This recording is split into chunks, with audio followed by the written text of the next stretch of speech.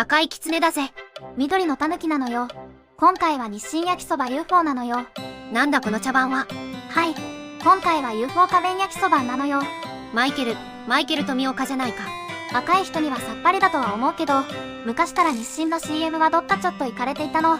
1993年から約2年間、マイケル富岡扮する UFO 仮面焼きそばが CM を務めていたのよ。UFO のスペル、正しくは間に何か点々入ってるんだけど、結構面倒くさいので本動画内では UFO 表記でいくのだぜ。つばちか。はい、先生です。ほい、生徒だぜ。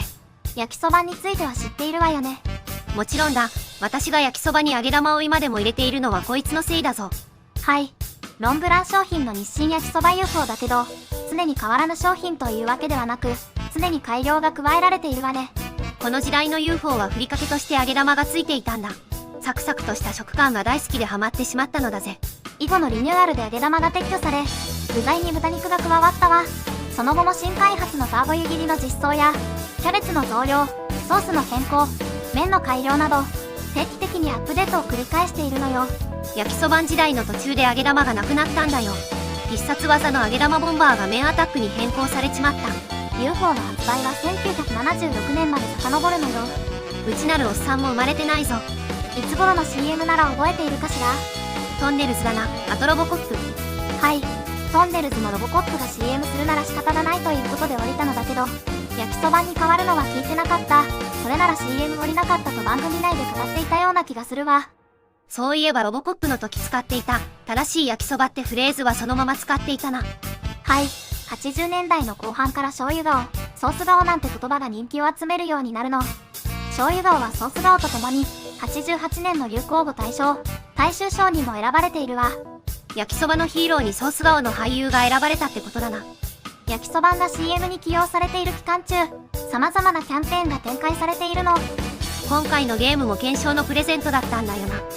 はい、焼きそば一輪車や焼きそば変身寝袋、テントやゲームソフトが検証用グッズとして用意されていたわ。ゲームの開発はキットという会社ね。検証用のゲームということもあってとても貴重なものだったのだけど、後にレンズから一般販売されることとなるの。箱がちょっと違うんだよな。検証用のパッケージは実写の焼きそばんで、一般販売されたバージョンがイラストになっているわ。内容はほぼそのままでゲーム的には同じ内容なのだけど、検証版は起動時に日清のロゴが表示され、焼きそばんから当選おめでとう的なメッセージがもらえるのよ。当時は何でもいいからテレビにゲーム画面が映るだけで嬉しかったぞ。カップ焼きそばってよく食べる方かしら。比較的食べる方だな。当時は選択肢が UFO しかなかったと思う。四国でペヤングを目にするようになるのはもっと後の時代ね。まあスーパーで安いと思って手に取るのは大抵ごつもりか一平ちゃんになるけどな。それでも時折食いたくなるのが UFO なんだ。爆盛りバーレル。こいつには揚げ玉がついてるんだぞ。有能。つばちか。それではゲームスタート。内容としてはベタベタ、悪者に誘拐された姫を助け出すのよ。悪者はデーブ・スペクターだったな。ケトラーという名の怪人ね。日本中の夜間を独り占めしようと企んでいるのよ。地球を離れること、はるか100億キロ。近くね。冥王星の楕円軌道のちょっと外くらいね。はい。冥惑星焼きそばの姫様がケトラーに誘拐され、取り返したくば地球まで来いということでバトル開始なのよ。なんで地球なんだよ。こんなの宇宙戦争不可避だろ。ちなみにケトラーはシカゴ出身のアメリカ人なのよ。地球人がよその星に迷惑かけてるだけじゃないか。焼きそばも普段は新聞社の社員食堂で働いているという設定なの。2016年の CM では酒に溺れるホームレスになっていたわね。ペヤングに乗って攻めてくるんだよな。本作は闇落ち前のお話です。焼きそばん来たぞ。はい、本作はオーソドックスなベルトスクロールアクション。登場する雑魚を倒しながら先に進むとボスがいるって流れよ。いきなり辛い。これ攻撃とジャンプが逆じゃねえかな。はい、問題点の一つとして列挙されることも多いのだけど、一般的なアクションゲームとは逆になっていて煩わしいのよ。もちろんオプション画面にキーコンフィグはないぞ。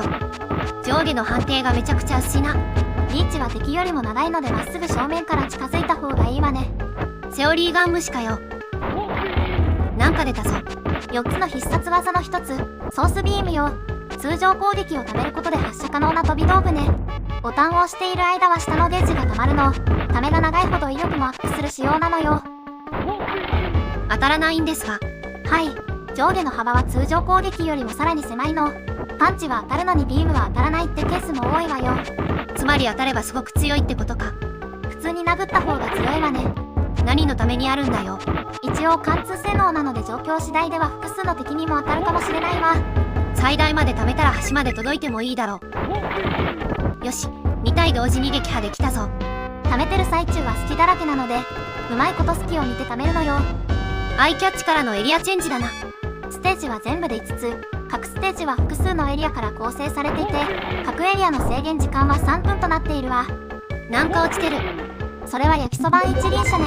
一定時間無敵になって接触することで敵に攻撃できるのよ。うおー、引き逃げアタック。また何か落ちてる。あれはソースビームの威力がアップするアイテムね。拾えない。一輪車の効果が切れてから拾ってちょうだい。それでソースビームが2丁拳銃になるわ。4つの必殺技の1つ、青のりフラッシュ。敵の動きを一定時間止めることができるのよ。こいつ、攻撃が当たらないのですが。無敵時間中に止めてしまったようね。ガバガバかよ。青のりフラッシュと揚げ玉ボンバーは使用回数制限ありの必殺技なの。L を押しながら攻撃で青のり、R を押しながら攻撃で揚げ玉が出せるわ。やられた。復活すると青のりと揚げ玉は規定数の3に戻るわ。揚げ玉ボンバー全然強くないぞ。はい、青のりも揚げ玉も威力には期待できないものの、効果範囲は画面全体となっているわ。攻撃用というよりは非常用。メガクラッシュ的な位置づけだと思った方がいいわね。ソースビームも全然強くはないってことは、殴ってるのが一番効率いいんじゃないか。その通りでございます。必殺技は4つって言ってたよね。最強の必殺技、メンアタックは母数のとどめ専用なのでプレイヤーが操作しての使用はできないわ。実質3つか。メンアタック。どっから縮れ麺出してんだよ。腰のバックルです。股間ではありません。とどめようなのは理解できるが、そこはプレイヤーにやらせてあげてほしいな。そうね。ボタンを押すだけのギミックでもいいので何か欲しかった部分ではあるわね。よし、一面クリアだな。鉄板男を撃破したわ。ステージ間にはデモがある感じか。お次はミスターフォークの登場らしいぞ。はい。原作 CM に登場する敵の数が極めて少ないので、よくわからないキャラが多数登場するのよ。原作の敵キャラってデーブとサンコンだけだろ。そういう意味では5ステージ中3ステージは、よくわからない敵がボスなのよ。デーブとサンコンがちゃんと出るなら問題はない。ステージにはファミレスがモチーフになっているわ。お店の外からスタートして、店内、厨房と進んでいくのよ。オッケー、任せとけ。特に新しい敵も出てこないのでカットするわよ。はい、店内に入ってきたぞ。新規エネミー、パイナで男の登場よ。なんでパイなんだよ。敵は夜間分断じゃなかったのか。それとなく職に関係してれば OK な不調。投げてくるパイは縦軸で回避。適当に殴ってれば大丈夫っぽいな。パイは攻撃で迎撃できてるっぽい雰囲気。ソースビーム。はい、店内エリア、その2。うわぁ、やられたんご。はい、雑なプレイでゲームオーバーなのよ。大丈夫大丈夫。もうこのゲームの処し方は分かってきた。コンティニューは最大で3回までなので頑張ってちょうだい。夢落ち風味。はい、この衣装は焼きそばん変身寝袋。他の検証アイテムなんかも極力取り入れてあるのよ。再開位置はやられたエリアの最初からか。ステージの最初じゃないだけ優しい設計ね。はい、厨房エリアも行き止まり。ボス登場。まさかの下から。影だと思ったら穴でした。青のりで動き止めるぜ。画面内に吹っ飛ばさないように注意よ。青のりの効果時間中だと起き上がっても動けないからな。通常コンボ2セット。とりあえず軸をずらしながら接近だ。ベルスクのセオリーね。当たってない。グハ。まあまあ痛い。減らねえなこれ。軸をずらして接近して殴る。無茶しなければ難しいステージではないはずよ。はいはいはい。パワーチャージ。あかん。色気出してソースでとどめさそうとしなくていいのよ。はい、堅実に行きます。オラーオラー。位置ずらす。ジャンプ攻撃。厨房の天井高すぎね。倒した。とどめのメンアタックよ。自動で出ちゃうけどな。メンアタック。縮れ麺を食らえ。ちょっと縮れすぎてる気もするわ。麺が違うんだ。麺が。やめたれよ、泣いてるじゃないか。恥ずかしがたね。つばちか。つばちか。三面会しまえのでもだぞ。次はどんな強敵かしら。お湯ま。これはもう邪悪なお湯に違いないわね。なんだよ邪悪なお湯って。顔がそれとなく温泉バッグみたいになってるわね。こんなスタンド能力を見たことがある気がする。アクアネックレスかしら。第3話、焼きそばん危うし、お湯まの熱湯地獄。ご存知の方も多いとは思うけど、焼きそばんは熱湯でパワーアップしてしまうのよ。夜間の怪人では絶対に勝てないだろ。ステージ3、ハイレッツゴー。音もなくエクステンドしたわね。マジで？ほんとだ、星が増えてる。52,110点のタイミングで1機増えてるわ。どういうタイミングだよ。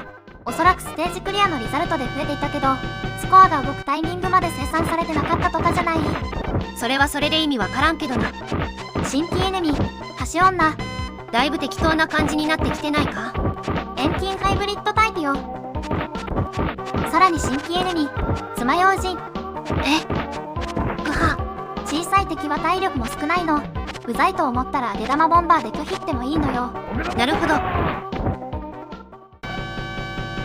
さらに進んで再度工事現場。なんだこりゃ。寝袋らしいわ。エクステンドアイテムなのよ。テントは回復アイテムだ。説明書によるとスーパーテントらしいわ。テントはゲームと同じタイミングのプレゼント景品だったな。初回が一輪車と寝袋で、2回目がゲームソフトとテントね。正直検証なんて当たらないと思い込んでいた人なので、ちょっと冷めた感じで見ていたのは事実だな。応募しなきゃ絶対に当たらないわよ。この弁当は拾えんのか？はい、サンゴス。なんだよそれ。結構なダメージよ。うわ、唾吐いてる。熱湯攻撃ってことでよろしく。ぐは。雑に置き攻めしてはいけない。なんか飛んでいったぞ。ロケットパンチね。戻ってきたわ。地味にホーミングだぞ。パンチパンチパンチ。やっと3割ってところね。こっちの体力はもう残り2割だぞ。影の位置を見るのよ。ていていてい。画面内に吹っ飛ばしてはダメよ。手だけ残ってるし。意味なしである。ぐは。やられた。それ、ケトラーが撤収する時の捨て台詞でしょ。ずれてる。よし、あと半分くらい。軸を合わせるのが結構大変みたいね。やっぱり強くはないな。残り 26% くらい。あと一息だ。 12.5% ってところね。とどめだ。残ってるわよ。今の仕留められないとか。ソースビームからの面アタックを食らえ。面アタック。はい、無事に3面クリア。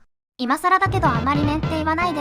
自動翻訳にかけた時におかしな役になるのよ。ステージって呼ばないとダメなのか。国によってはレベルって呼んだりもするわね。突然の空腹宣言。まああんだけ腹から麺出してやお腹も物理的に減るわよ。臓物みたいに言うな。はい、お湯間のお湯を吸収してパワーアップなのよ。絵面が相当ヤバいだろこれ。焼きそばんがなんかぶちまいたみたいになってるわね。色が良くない。工事現場にぶちまけたお湯である。頭の容器が大盛りの四角い容器に変わって、色も黄色メインに変化するのよ。何回見あるのか？地味に色々パワーアップしているのよ。ダッシュ攻撃がキックからフライングアタックに変更され、通常攻撃もリーチと威力がアップしているの。通常攻撃の強化は地味に一番嬉しい部分じゃないかな。ステージ4は偽焼きそばん。ネタな3本。かなり成功に化けることが可能なのだけど、ヒロインに一撃で偽物と見破られてしまうのよ。ちなみにヒロインは千葉レッコが演じていたわ。千葉レイ。はい、ステージ4は UFO ランド。遊園地風味ね。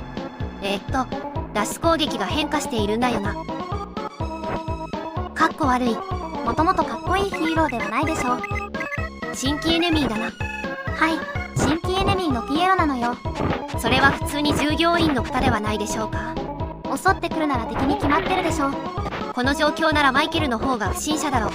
マイケルって言うなし。パンチのリッチはかなり長くなってるな。威力もアップしているのだけど、そこは敵の体力も増えているのであんまり強くなったって部分を感じにくいのよ。このゲームルールならリーチが伸びたって部分が最大の強化だと思うぞ。上下の幅は相変わらずペラペラだからな。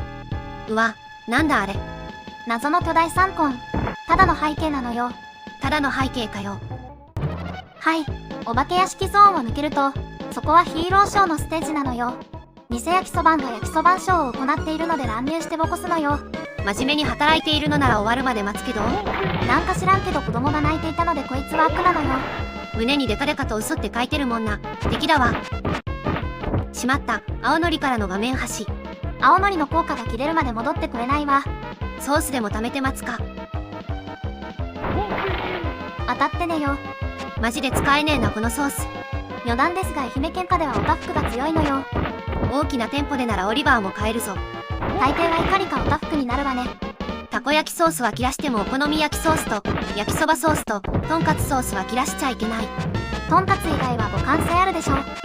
そんなこと言ってるとガチ勢に怒られるぞ。みんなの好きなソースを教えてね。雑に切り上げたよこの人。この話題にあまり深く踏み込んではいけない。粉末ソース派まで現れたら収拾がつかないわ。はい、3個。普通に弱いぞ。説明書によると、特に技もない情けないやつなのよ。書き方よ。メンアタック。とどめファイナル、メンアタックだ。はい、ステージ4をクリアだ。次はいよいよ最終ステージなのよ。ついにケトラーの登場か。ちょっと予定が入ってるので後回し的な流れになるわ。UTV？ ケトラーの正体はなんとデーブ・スペクターなのよ。みんな知ってるから。ということでデーブはコメンテーターのお仕事に出かけてしまうのよ。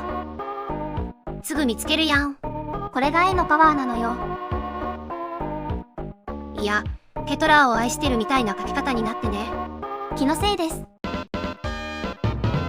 はい、最終ステージ。テレビ局で大乱闘なのよ。U テレビってことは、フジテレビってことか。おやめなさい。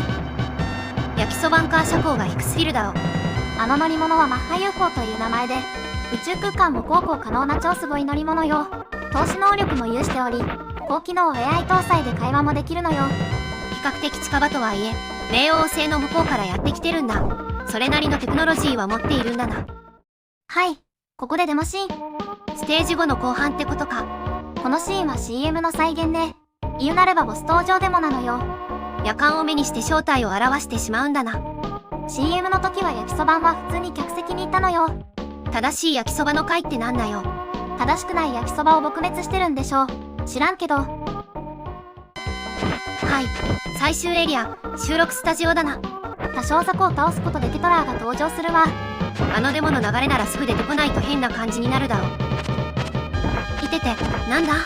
地面から湯気が出てくる攻撃ね。これ系は移動していれば食らわないってのがセオリーだろう。なんか変な音は聞こえるが何もしてこないな。画面内で何かしてたっぽい。まただ、もにゃもにゃ言ってる。パンチパンチパンチ。なんか文字が飛んでるぞ。ペラペラ。ペラペラは日本のオノマトペの一つで、流暢な外国語を喋る際に使用されるのよ。どこに対する解説だよ。英語字幕で見ている人がいるかもしれない。先日、ブラジルの人からコメントもいただいたのよ。マジかよ。ブラジルでは今もメガドライブが現役ハードなの。ぐわ。メガドライブのゲームをやるときはブラジル向けにポルトガル字幕をつけるといいかもしれないわね。もう少しで倒せるぞ。当たってない。起き上がり無敵だったようね。今度こそ。今だ、とどめの面アタック。メンアタック。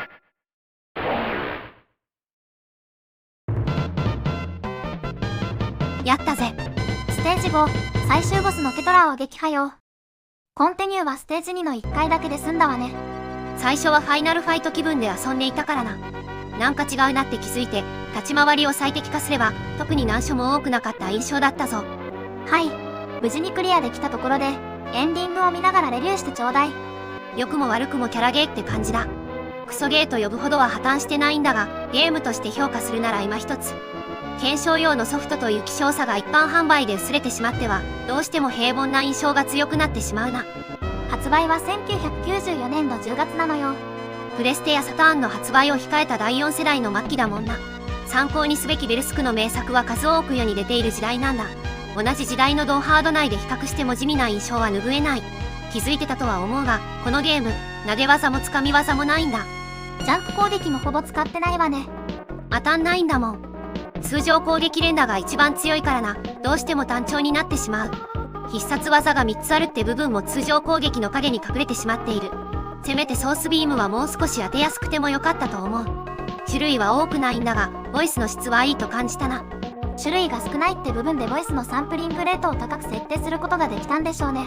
なんなら全ステージのボスをケトラーにして、毎回、やられた、を入れておいてもよかったかもしれない。BGM は悪くないんだが、ヒットエフェクトは少し地味な印象だ。今一つ爽快感には欠けている印象ね。あとはやっぱり攻撃とジャンプの位置だな。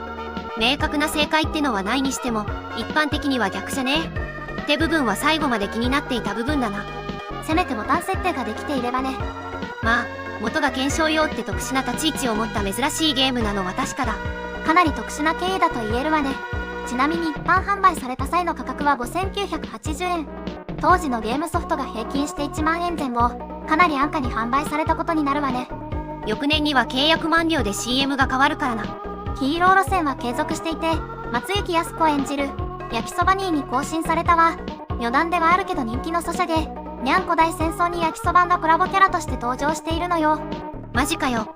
猫焼きそばんとして登場するわね。進化すると、うまい太陽気猫になるわ。はい。ということで本作を一言で言い表すとどうなるかしら。音源。はい。音源いただきました。とにかく地味なんだ。特筆すべき点は焼きそばんが主人公ってことくらいなんだ。でもそれでいいんだよ。キャラゲーだからな。ゲームとして成立していれば、役目はしっかりと果たした、そんな感じではある。ゲームとしては成立している。ここがポイント。つばちか。はい。ということで今回はここまで。ちなみにプレイ時間はだいたい1時間、コンパクトにまとまっている感じだぞ。というわけで今日は焼きそばにしましょうか。いいね。ちょうど UFO バラになっていたところだ。なめんな。まるちゃんの3袋入りに決まっとるやろがい。はい。ド安定の生麺。2人で3玉。割と満足ボリューム。なんかやべえもんでも入ってるんじゃないかってレベルで、あの粉末ソースもなかなかに癖になる味なんだよな。野菜もしっかり食べるのよ。こんな感じにレトロゲームの話題や実況プレイをしているチャンネルだ。まだの人はぜひチャンネル登録してくれよな。Twitter もやってます。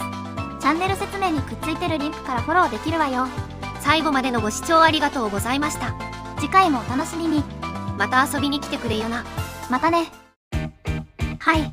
海外でも日本のラーメンは大人気なのよ。